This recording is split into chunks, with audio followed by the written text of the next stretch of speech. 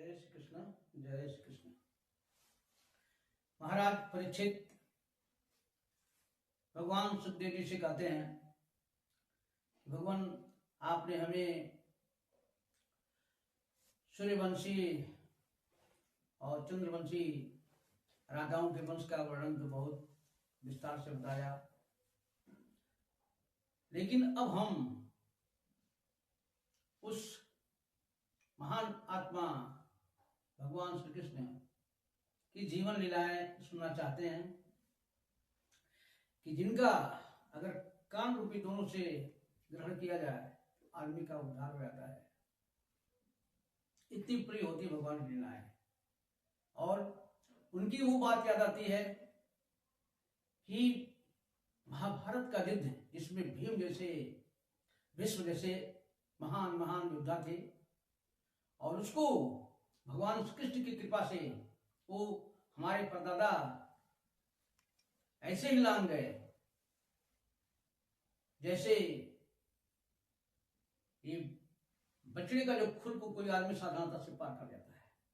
और महाभारत युद्ध के बाद कौरव और पांडवों के लिए तो मैं ही तो एक सहारा था, लेकिन मुझको भी तो अश्वत्थामा ने खत्म कर दिया था। और जब मेरी माता रोते रोते भगवान के पास आई तो भगवान सूक्ष्म बलून धर के चक्र लेकर के जो है चारों तरफ घर के चारों तरफ रक्षा करके जो है मेरा जान बचाए। प्रभु, मैं अब भगवान की लीला कथा सुनना चाहता हूं। इस पर सुखदेव जी अनुमोदन किए, कहे ठीक है। ये बहुत समय पहले की बात है। मथुरा में सूरसेन नाम का राजा राज करते थे, और उस समय यदि वंशियों ने बहुत सारा वहां पर मथुरा को ही अपनी राजधानी बना लिया था। तो एक बार की बात है, वसुदेव जी देवक की पुत्री देवकी को ब्याह करके जो है अपने घर ले जा रहे थे। उस समय अपना प्रेम दिखाने के लिए, अपनी ममता दिखाने के लिए कंस जो उग्रसेन का लड़का था खुद ही रथ पर बैठ गया और रथ के लगाम, घोड़े के लगाम को पकड़ लिया। हालांकि उसके पीछे तमाम दहेज में मिले हुए रथ थे, घोड़े, हाथी, सोने से बने हुए सारा सारा कितना कितना, लेकिन वो खुद जो है पकड़ लिया। और अभी वो लेकर चला ही था, तभी एक आकाशवाणी उसको सुनाई पड़ी, अरे मूर्ख, जिसको तुम इतना प्यार से लिए जा रहा है, उसकी 8वीं संतान तुम्हारा जीवन नष्ट कर देगी, वो तुमको मार डालेगी। अब सुन करके तुम देख लो, तुरंत अपना तलवार निकाला और देखू को मारने के लिए उद्यत हो गया। तभी वसुदेव जी हाथ जोड़ करके लगे विनती करने, अरे महाराज, ये तो अनर्थ हो जाएगा। ये आपकी प्यारी सी बहन अभी तो भोली बच्ची है, अभी ये विवाह का जो शुभ चिन्ह था ये अभी इसको खत्म नहीं हुआ, और इसके ऊपर कृपा करिए।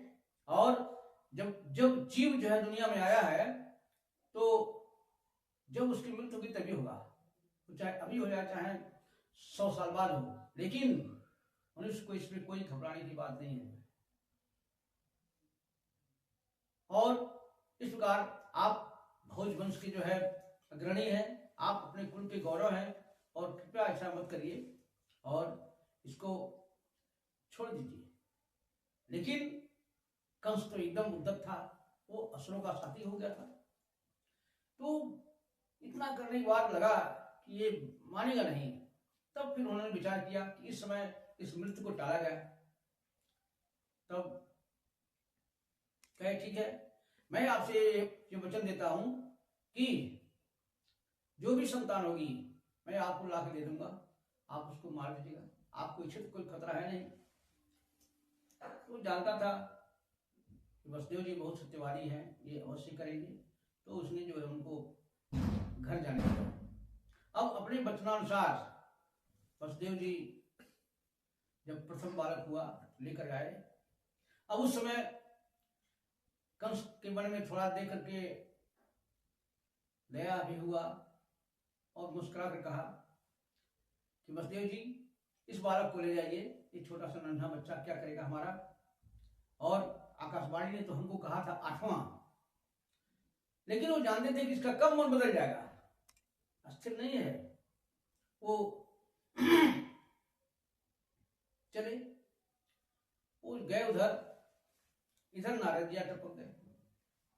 नारद जी कंस के पास गए, कहे अरे कंस तुमको पता नहीं है, ये जितने लोग भी जो है नंदग्राम में है, नंद और जितने भी सारे और तुम्हारी भी जो सेवा कर रहे हैं, सभी लोग ये सभी देवता हैं और ये लोग जो है मनुष्य शरीर धारण करके और आ गए जो है, देवताओं द्वारा तुम्हारे बल की तैयारी हो रही है, इसलिए किसी को मतलब छोड़ना नहीं चाहिए। और ऐसा उसने कहा, तब उसका मन पलट गया और तुरंत जा करके वसुदेव द्रौपदी को जो है अपने जेल में कारागार में बंद कर दिया। और इस प्रकार जो भी हुए 6-7